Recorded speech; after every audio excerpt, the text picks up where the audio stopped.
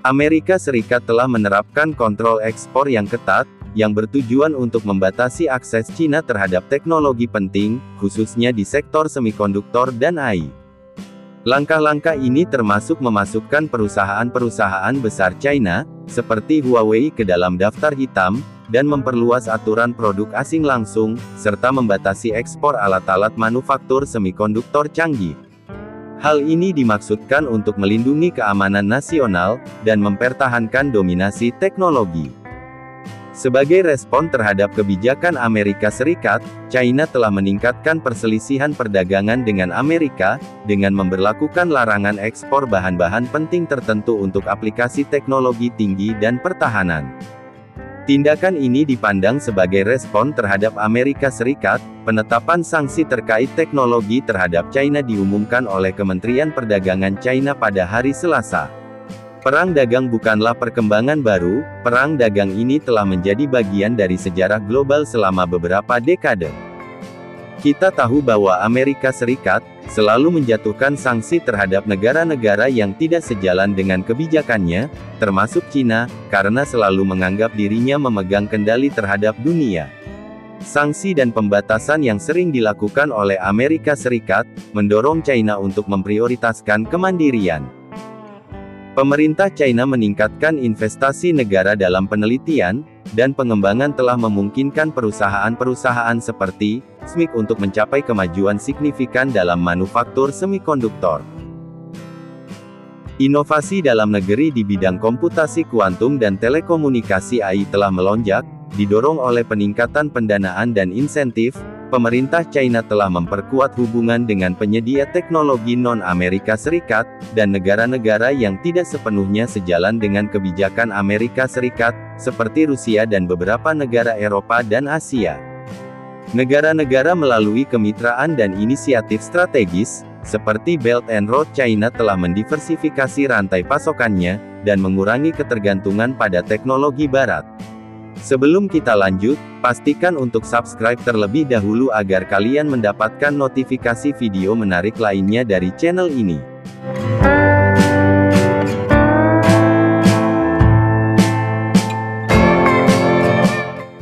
Ruang lingkup kontrol ekspor Amerika Serikat yang lebih teritorial, telah membuat hubungan tegang dengan sekutu dan mitra utama perusahaan, seperti ASML dan TSMC, telah berusaha mengurangi ketergantungan pada teknologi Amerika Serikat, agar tidak terpengaruh oleh pembatasan.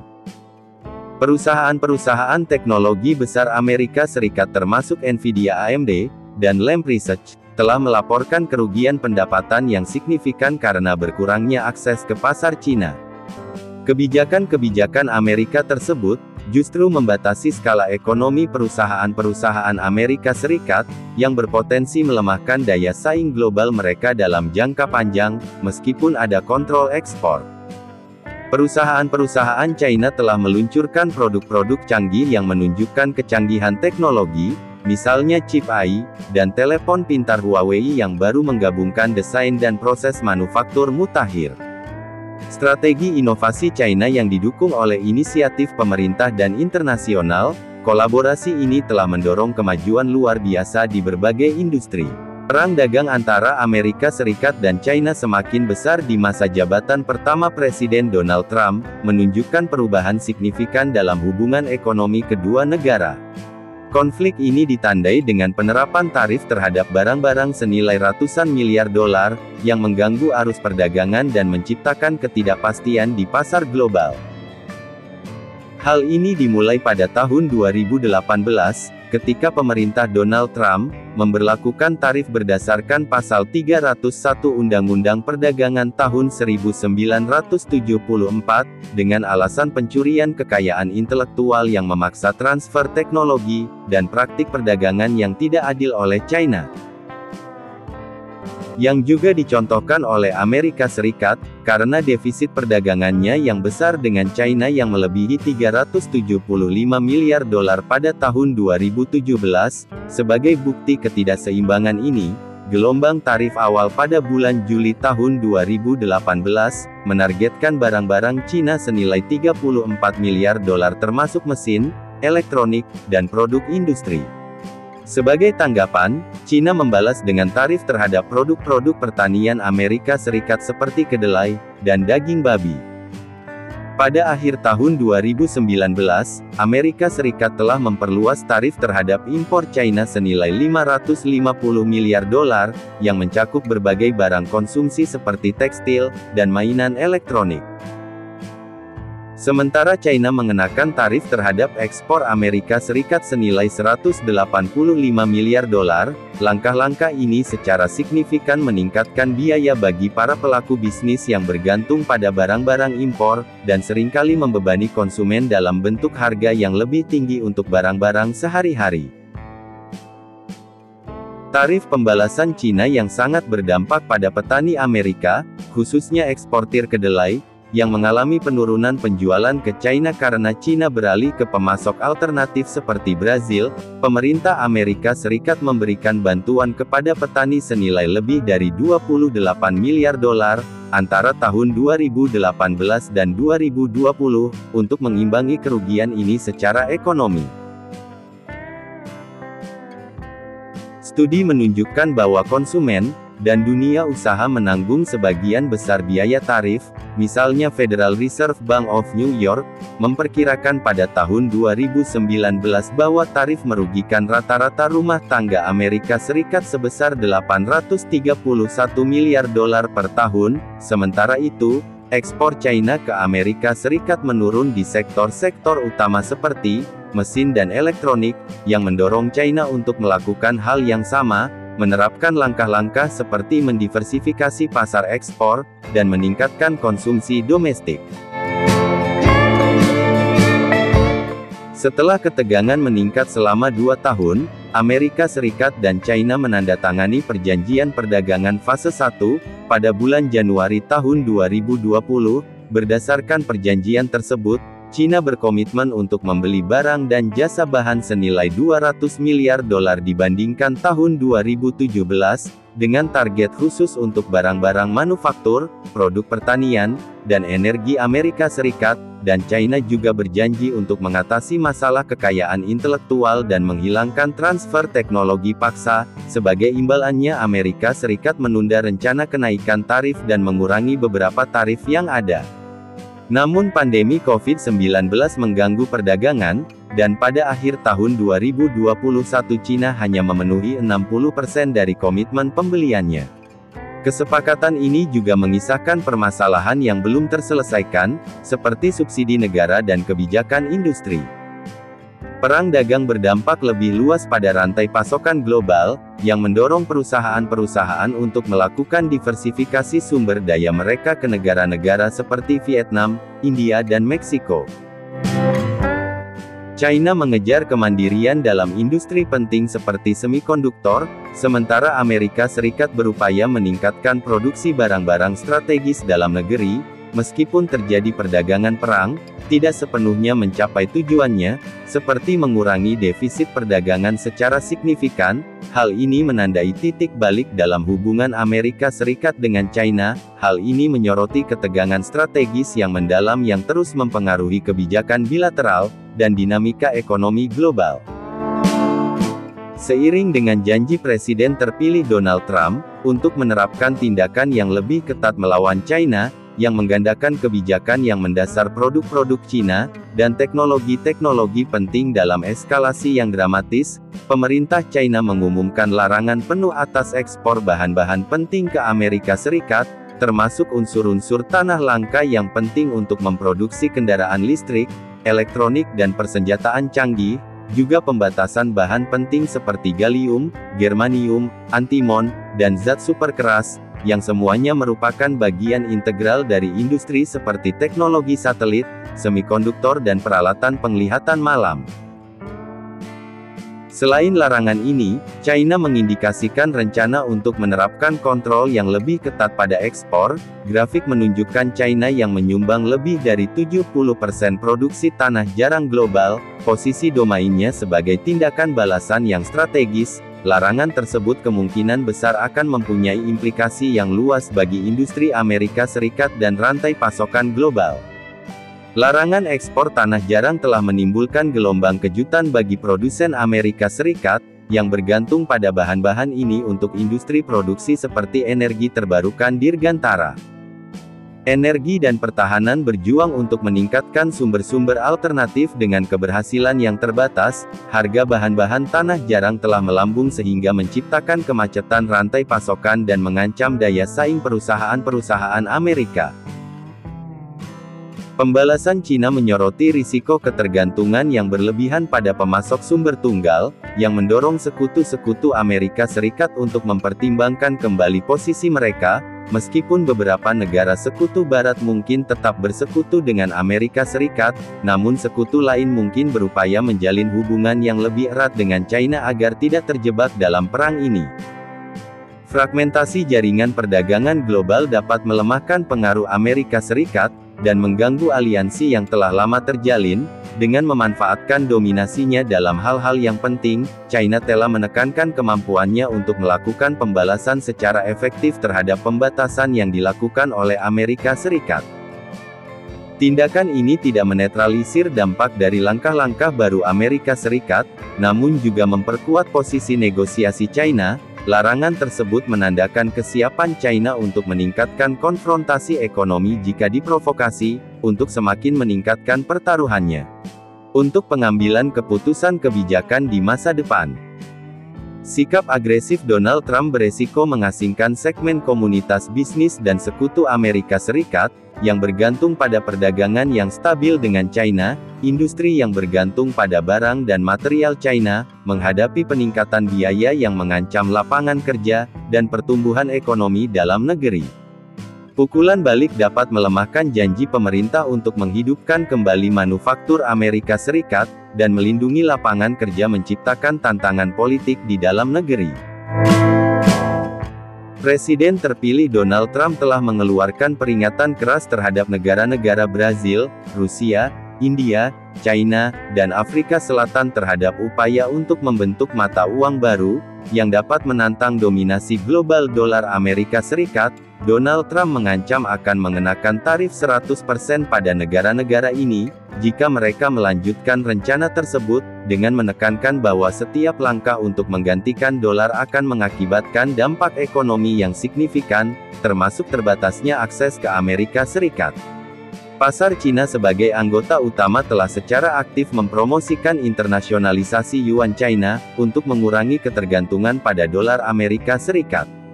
Strategi ini termasuk mendorong penggunaan yuan dalam perdagangan dan investasi global.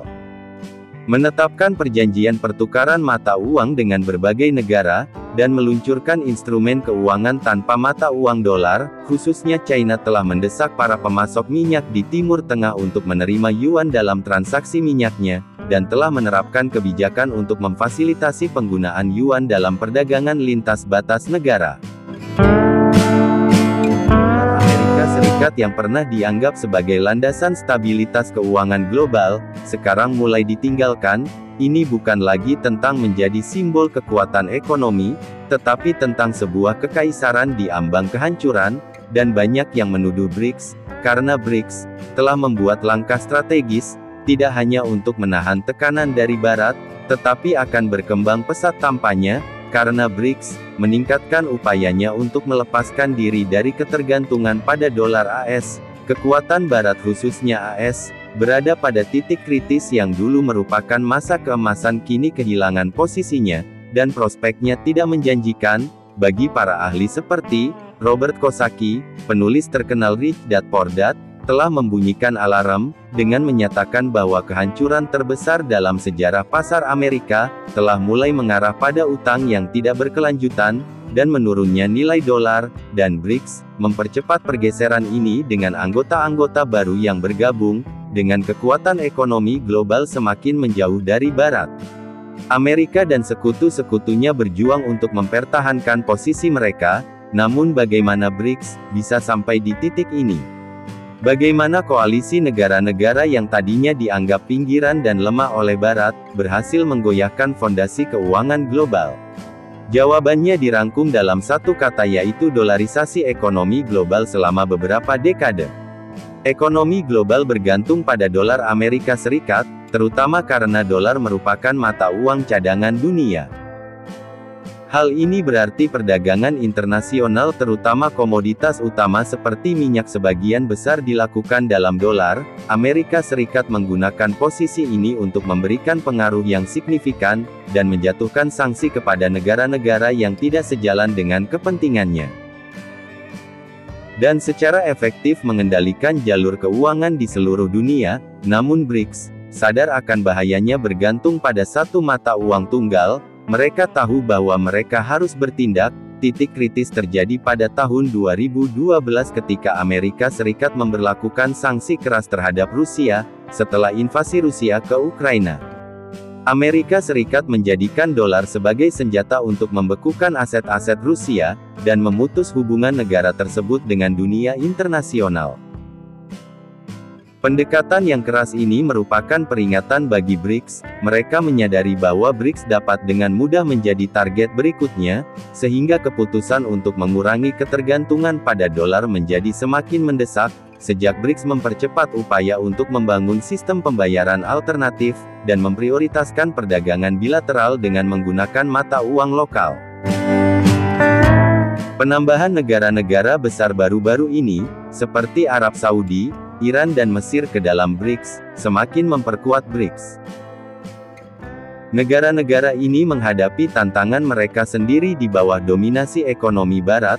Dengan cepat menggabungkan kekuatan dengan BRICS, bersama-sama mereka membuat sebuah struktur ekonomi yang mengesampingkan dolar. Jangan abaikan motivasi politik di balik pergeseran ini. BRICS mewakili koalisi bangsa-bangsa yang telah lama menjadi sasaran kebijakan ekonomi dan politik Barat. Keputusan dengan mengurangi ketergantungan pada dolar tidak hanya memperoleh kebebasan ekonomi, namun juga mengirimkan pesan politik yang jelas, bahwa mereka menolak untuk menjadi sasarannya dikendalikan oleh Amerika Serikat dan sekutu-sekutunya, sementara dolar Amerika Serikat masih memegang sebagian besar cadangan global. Meteran dominasi dolar Dewan Atlantik menunjukkan bahwa porsi cadangan global yang disimpan dalam dolar telah turun, sebesar 14% sejak tahun 2001. Penurunan ini bukan sekedar finansial, tetapi hal ini merupakan simbol dari pergeseran keseimbangan dalam kekuatan global, karena BRICS terus mendorong dolarisasi. Pengaruh dolar melemah, kekaisaran sedang runtuh, dan BRICS menjadi pusat perhatian dalam keuangan global. Tapi bagaimana mungkin negara-negara Barat mengabaikan tanda-tanda? Itulah yang menjadi pertanyaan kita semua. Seharusnya bertanya apakah ada peringatan.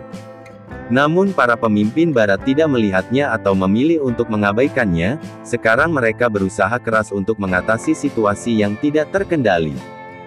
Salah satu kesalahan terbesar Barat adalah meremehkan BRICS. Selama bertahun-tahun negara-negara Barat memperlakukan blok tersebut sebagai kumpulan negara-negara berkembang yang secara ekonomi tidak signifikan dibandingkan dengan negara-negara perkasa seperti Amerika dan sekutu-sekutunya di Eropa. Arogansi ini membutahkan mereka terhadap fakta bahwa BRICS diam-diam membangun koalisi global, yang pada akhirnya akan menantang fondasi dominasi finansial Barat. Sanksi menjadi alat yang digunakan Barat ketika berhadapan dengan negara-negara yang tidak mengikuti kebijakan mereka. Tetapi apa yang gagal dipahami oleh para pemimpin Barat adalah bahwa sanksi tidak hanya merugikan negara yang menjadi sasaran, tetapi juga merusak kepercayaan terhadap sistem keuangan global. Penggunaan dolar Amerika Serikat sebagai senjata melawan Rusia pada tahun 2022, adalah pukulan terakhir yang mengirimkan pesan yang jelas kepada negara-negara berkembang di seluruh dunia, bahwa Amerika Serikat akan menggunakan mata uangnya untuk mengendalikan negara lain jika tidak mengikuti aturannya. Negara-negara bertindak cepat, mereka mempercepat upaya untuk membangun sistem keuangan alternatif, yang menciptakan jaringan yang memungkinkan mereka berdagang tanpa bergantung pada dolar. Sementara itu terus percaya bahwa dominasi dolar memang demikian. Asumsi yang tidak dapat diganggu-gugat ini tidak hanya salah arah namun juga berbahaya. Penurunan nilai dolar AS bukan sekedar masalah keuangan, namun merupakan gejala dari masalah yang lebih dalam, yang telah dilakukan oleh negara-negara Barat dengan model ekonomi yang ketinggalan zaman, dan kesadaran yang tidak tepat sasaran. Sementara itu negara-negara Barat mengabaikan tanda-tanda peringatan dan sekarang mereka dihadapkan pada sistem yang runtuh. Sekarang, pertanyaan pentingnya adalah bagaimana dolar AS melemah, dan runtuhnya kerajaan Barat. Dapatkah BRICS mengisi kekosongan kekuasaan? Jawabannya adalah ya, BRICS telah menunjukkan bahwa mereka dapat beroperasi di luar sistem keuangan Barat. Upaya dolarisasi blok tersebut bukan hanya tentang menolak dolar, tetapi juga tentang membangun sistem yang sepenuhnya baru. Struktur keuangan kerangka kerja baru ini berfokus pada mata uang lokal, mendorong perjanjian perdagangan bilateral, dan mendukung sistem pembayaran alternatif seperti BRICS, pembangunan bank baru NDB. Langkah ini tidak hanya bersifat simbolis, namun juga merupakan langkah-langkah praktis menuju sistem keuangan global yang tidak bergantung pada Amerika Serikat.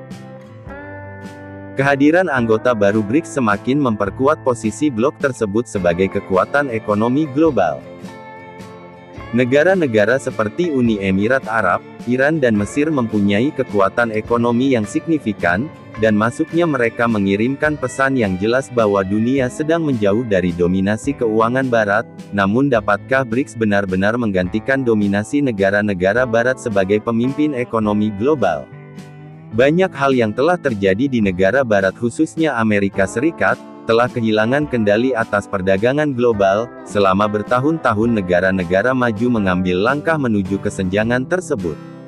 Membangun jaringan perdagangan baru, dan proyek-proyek infrastruktur yang akan membentuk masa depan perdagangan global.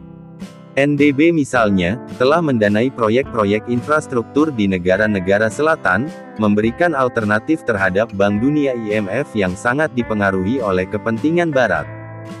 Pergeseran kekuasaan sedang terjadi saat ini, dan sektor ini memimpin ketika dolar Amerika Serikat kehilangan kendali atas sektor perdagangan global, yang menciptakan sektor keuangan baru.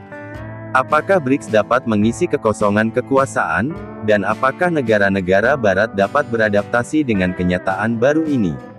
Sekarang ketika masalah sudah mereda, apa yang tersisa dari AS? Kenyataan pahitnya adalah bahwa Amerika Serikat kehabisan lelang dolar, ketika tulang punggung pengaruh global Amerika sudah tidak ada lagi. Tidak lagi menggunakan mata uang untuk perdagangan internasional, karena negara tersebut terus mendorong dolarisasi AS semakin menjadi terisolasi.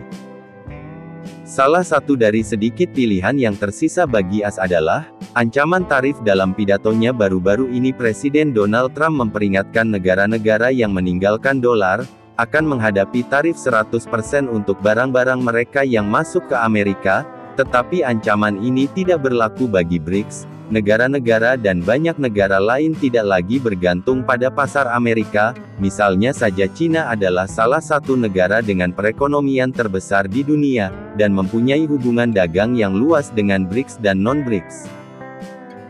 Negara-negara seperti era Amerika Serikat sebagai kekuatan ekonomi utama dunia akan segera berakhir. AS mungkin berupaya mempertahankan pengaruhnya melalui cara-cara militer, namun bahkan kekuatan tersebut semakin memudar. Negara-negara tidak hanya membangun kemitraan ekonomi, mereka juga memperkuat ikatan politik dan militer mereka. Contohnya Cina dan Rusia, dua negara anggota yang paling kuat telah memulai membentuk aliansi yang dapat menantang dominasi Amerika Serikat.